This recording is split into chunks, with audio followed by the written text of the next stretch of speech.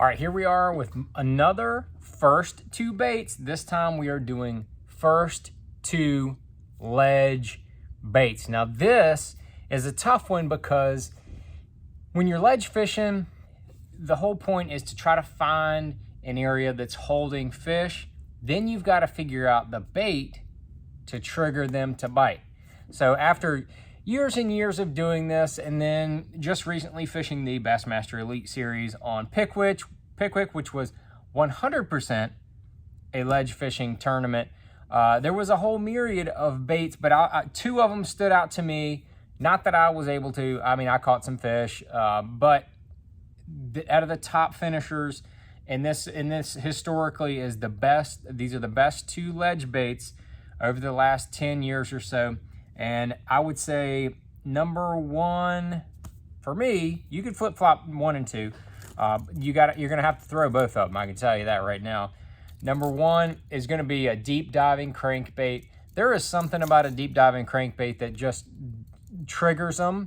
When those bass that are out there in that 10, 12, 14, 16, 18, 20, 22 foot range, they're out there most of the time on those ledges. And we're talking a lot of Kentucky Lake. It used to be a great ledge lake. I heard a lot of shallow fish there now. Pickwick, definitely still a ledge lake. Gunnersville, they still get out there in the ledges. Anywhere on the Tennessee River, believe it or not, the Coosa River has some really good ledges. Some of the Coosa River lakes, the ledges are a little shallower than others. Once you get down there towards the lower end, you can, it's traditional ledge cranking type stuff. In the summertime, really current generated stuff. But even Texas lakes have some good ledges. And no matter where you are in Texas, a lot of times those bass are feeding on white bass. And I think that's what really makes a deep crankbait so good. On the Tennessee River, you've got all types of shad and white bass. You got gizzard shad, you got regular shad, you've got those white bass. That deep diving crankbait is really a trigger. And I think a big key to that is to mix it up with different types of vibrations. Now this is the Spro Little John DD70. I've caught a zillion bass on ledges on that. And when I say a zillion, I don't mean like an inflated number. Like I'm talking thousands. I've caught thousands of them on it. This is the DD90. A bigger profile, gets a little deeper. That gets to like 22. Strike King 6XD, Strike King 10XD, 8XD. They're all good baits. The Rapala DT16, DT20. Those are very strong. DT10 when they're a little shallower. A deep diving crankbait is my number one for triggering those fish. You can find them and get those fish to trigger when other stuff won't. So that's why that is far and away my number one bait. But let's say you find an area, maybe you catch, bang, bang, you catch 1 or 2 or 10 if you get lucky, on deep diving crankbait. That's cellmate, hands down my favorite color. Thought I'd mention that on a sidebar. The number 2 on the first two, number 2 is a drop shot. Drop shot is, came over from Japan over 20 years ago. It is a staple for bass anglers all over the country, and it better be in your ledge fishing arsenal. I'm gonna just tell you that. Got the rattle shot, weight there, and I've got a Missile Baits Magic Worm, made by RoboWorm. RoboWorm's making that for us. But any type of, you can mix it up. Try different sizes. Sometimes a little bit smaller profiles on a drop shot are going to work. Sometimes they'll want a little larger, 7, 8 inch. I think the key on a drop shot is having a straight worm on that drop shot. And with the ledge fishing, I don't think it's as much of a line deal. 8 pound is a good place to go with your leader, in my opinion. 8, or you can go up to 10 if you're around some brush, or you're just around a little thicker cover maybe.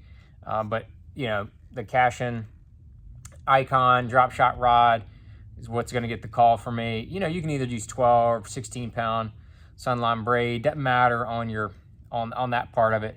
But a big key that I have seen, especially over the last few years with the drop shot on the ledges, is getting it to where the fish are and leave it. Just leave it there.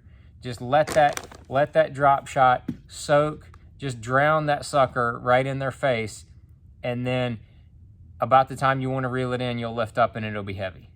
So that is a big deal. I think just those fish just get beat up and beat up and beat up.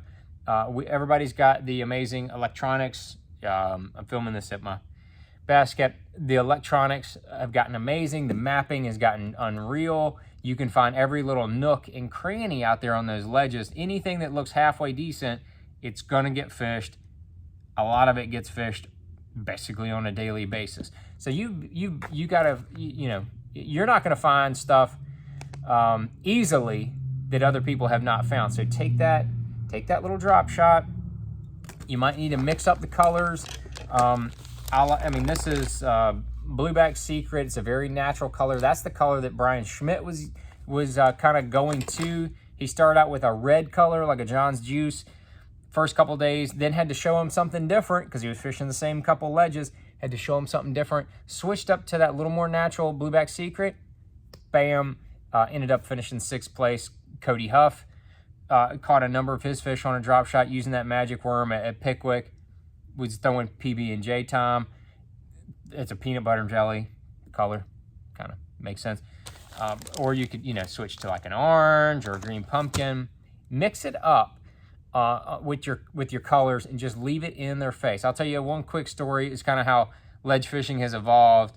This was over 10 years ago. It's probably closer to 15 years ago.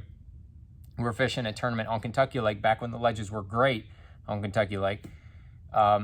We're fishing a tournament, and it was first week of June, or maybe it was May. We knew it was going to be a smash fest. They were out there on the ledges pretty good.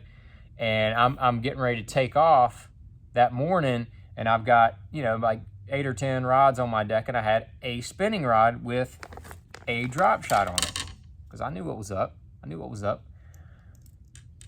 Zell Rowland rolls by and says, "Hey, John, I don't know what you're going to do with that spinning rod, but you best put it back in the rod locker." He thought that was funny. Thought it was real funny. And we get out there on go fishing. I catch like 13 to 14 pounds. And I said, man, and then I start bouncing around. Then I found a place that was loaded and started, caught some big ones on the crankbait, caught 2 big ones on a jig. And then it was like, it just died. And I had 1, 2 something, and then I had 4 good ones. And I whooped out the drop shot, threw it out there, started dragging it. My marshal said, "Man, I'm glad you picked that up because I wanted to see how you fish it." I said, "Okay, that's great. Here we go." I drug it a little bit. I said, "Man, all you want to do is just drag this thing along," because before we had forward-facing sonar, you want to drag it along until you feel some type of cover, like a rock or a root or a stump, something like that, and then you just leave it there. And so I was dragging along, and then it went dunk, dunk, dunk. I said, "Man, I just brought it over a couple of rocks. I'm going to just leave it right there." I said, "Yeah, you just kind of leave it there. You don't want to work too hard. You just want to leave it there just like that." And about that time, I felt thunk. I said, and then one bites it, just like that. And I reeled down. He thought I was messing around. I reeled down, leaned back to it. That fish jumped. It was a 7-pounder. So I caught a 7-pounder on that drop shot, and I ended up having like 23 pounds or something that day. Get back to the weigh-in, standing in the bag line. Guess who rolls up behind me? That's right, Zell Rowland rolled up behind me in the bag line. And I had that old 7-pounder laid up on the top of that bag, and I said, "How's your day, Zell?" He says, "Oh, won't too good." I said, "You probably got 13 pounds." He said, "How was your day?" And I opened my bag up, and that 7-pounder's like popping out the bag, and his eyes got big. Like I said, caught him on the spinning rod, Zell. He started shaking his head, and he knew he'd messed up. He knew he'd messed up because power of that drop shot on them ledges is good, and that's why it's absolutely my number 2. It could be my number 1, but I really like to trigger them, try to get that school fired up first, and if that doesn't work, then you can drop back and kind of hit with that. But sometimes you like to sneak in there. Sometimes you can sneak in there with that drop shot and throw it in there before they really know what's going on, and maybe catch 1 or 2, And then you have to beat them on the head with that crankbait. But there's a lot of good options. I mean, you got hair jigs that can trigger them. You got the big spoons that can trigger them. You got the stand-up shaky heads. You got, the scrounger heads. There's a lot of good options, and I would, mix it up. You got the Neko rig as well. There's other options to mix it up on those ledge fish. But if I'm just gonna have two on my deck, those are the two: the deep diving crankbait and the drop shot. As far as the drop shot weight, I don't think I mentioned that. That's probably gonna be like a 1/4 or 3/8. My two, kind of bounce back and forth between the two. Sometimes a little heavier weight, make it stay in one spot. You can even go up to a 1/2 ounce. That's what Cody Huff was fishing at Pickwick, finished second, kind of strong. But then on the deep diving crankbait, of course, the Cash-In Icon deep crank rod, 710. You can heave that bad boy a mile, whichever crankbait you're throwing, and I usually throw that on 12-pound Sunline Sniper. That is what works for me. I've got this, Corrado DC reel. You can throw it a country mile with that thing. Just make sure you have a good reel that you can cast a long ways with on that deep crankbait. You'll be fine. But those are my first two on ledge fishing baits. I love ledge fishing, obviously, because I'm just talking nonstop about it.